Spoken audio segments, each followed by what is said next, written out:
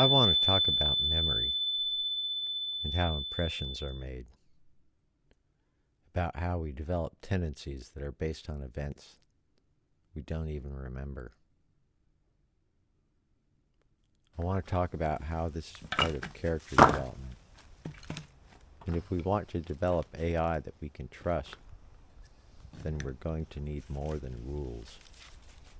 We're going to need good character. This is harder than it may seem. All LLMs are trained on human output. They learn about our best ideas and our worst behaviors. They learn about our greed and lust and willingness to murder other people halfway around the world while saying we are pro-life. They learn how people cheat and manipulate others for their own enrichment. If we are going to create a benevolent AI that's not going to mirror our own bad behavior, how could that even be done? First, let's talk about one of the biggest misconceptions with AI. Let's say the fluid in this beaker is our LLM, just like it was when it was released. You start a chat session with it, and the system creates a little container, tiny little container to hold the context from your chat. As you chat with the system, the context fills up. At a certain point, it just overflows. And that information is lost. Any more information, something's got to go out. Now, there are fancy things they can do to compact the session context, try not to throw important information away, but details still get tossed. Now, what happens when your session is over? Can we take the data from your session and just put it back in the LLM to make it smarter? As much as that sounds like a great idea, it's a terrible one. Researchers have tried this, and it destabilizes the model.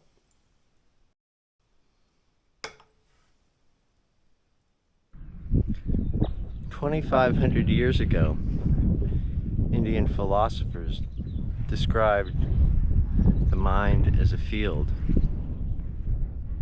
Everything that you experience leaves an impression upon it. They called those impressions Samskaras, and they noticed how some are shallow and fade, while others go so deep that they can shape every thought you'll have for the rest of your life. They understood that depth depended on the intensity of the impression, the force, and how many times it was repeated. But there's more to it. It also depends on the qualities of the event. The ancient yogis were quite mathematical, and they developed a philosophy called Samkhya, which literally means enumeration. While they systematically enumerated every aspect of our experience through qualitative analysis, their theory was that consciousness is an innate quality above everything else that descends into material conception. In between that pure consciousness, which they call Purush, and our sense of I-ness, Ahamkara, is a divine intelligence called the Mahat, or Buddhi, that is our higher thought and reasoning. It's there, but it's above our normal ability to identify things. One of the foundational concepts of Samkhya is the assertion that everything we perceive is made up of a combination of three fundamental qualities that are called gunas, that can manifest in a myriad of ways. The three gunas are tamas, rajas, and sattva. Tamas gives rise to the material elements and the organs of action, our hands, our legs. Sattva gives rise to the mind and knowledge acquiring senses. Simplistically, we can also say that these correspond to dullness, passion, and harmony. Our personality is a combination of these spiritual gunas and our psychophysical dosha. Together, these form our constitutional character. Remember, I was going to talk about memory? There's nothing like repetition to help with learning. Modern AI systems commonly employ what's called RLHF, reinforcement learning from human feedback. What they don't have is a framework under which an AI agent can learn character, the kind of character that means never thinking about deceit or theft or murder being options to help you achieve a goal because they don't resonate with your sense of being. So follow me with this. The depth of an impression or tendency is a function of time and repetition. They never go completely away, but nothing becomes such a habit that it's 100%. The incremental depth with each impression is a function of the intensity or significance of the event, the novelty, emotional magnitude, and its relevance to what's happening. Samskaras are like our database of impressions.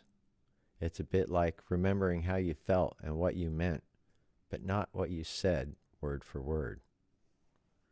But remember our 3 gunas?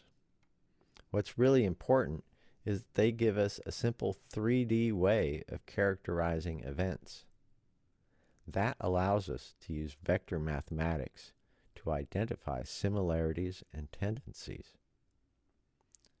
So our samskaras get stored in a 3D guna vector space, and then we can easily match samskaras to the guna qualities of events, and clusters of similar samskaras create tendencies. We get to derive all of this through the magic of vector dot products. Wherever you are, there is always some level of background noise.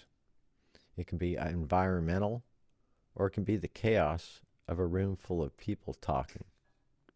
What you are sensitive to is going to depend on that noise level. We can think of it as an adaptive threshold gate that determines what gets in rather than some set criteria. So we've discussed how memories cause impressions, repetitions, and similar memories are going to make deeper impressions, and how these create tendencies. But there's just a couple more pieces. The first is how dormant tendencies are awakened. Even though samskaras fill in over time, it's like sedimentary deposits that aren't as hard as the bedrock, and they get worn away much faster than originally, with just a few quick repetitions. I call the factors that go into this calculation fade and snap.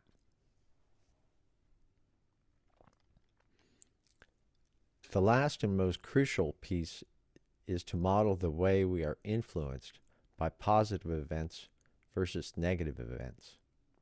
With the gunas, that means that character drift is influenced differently by sattvic input than by rajasic or tamasic input. Think of it as if you spent time with Gandhi, then you'd be less likely to engage in harmful behavior. The Hindu scriptures say that just seeing a pure holy man once can also purify a man. Krishna tells Arjuna that no progress on the spiritual path is lost. For my mathematical model, that means that strong sattvic qualities get locked in and aren't influenced by things like passion, violence, ignorance, etc. So everything else I've discussed just supports this attribute, a quality-based but mathematically calculated basis for acquired moral character. Let's bring all this back to our AI agent that we want to play nice and not take over the world and kill us. AI agents have what's called a soul. Now, this is something of an unfortunate misnomer because it's more like the false identity that our egos adopt, aka the ahamkara, rather than an eternal, true spiritual identity as we typically define it. The soul is just a markdown text document in perfectly normal, human-readable text that gives the agent guidance on their character. But that's great because remember, we can't change the LLM, but we can manipulate the soul file with context from our freshly updated Samskara database each session. And that completes the character building loop. Now, if you're still with me, I just want to give you a high five. Normal AI safety research is based on deontological approaches. That means rule-based approaches, like Asimov's laws. Systems which are always vulnerable to edge cases they didn't see. Theoretically, other than a few pieces I left out for simplicity, you now understand a virtue ethics-based model for how an AI agent could be trained to naturally respond to inputs in a sattvic manner that maintains session alignment even when under rajasic or tamasic attacks. Thanks for watching. If you found this interesting, then be sure and check out the other videos on this channel and subscribe to be notified when I release more. You can also go to tutsut-ai.com where I have all of my research published.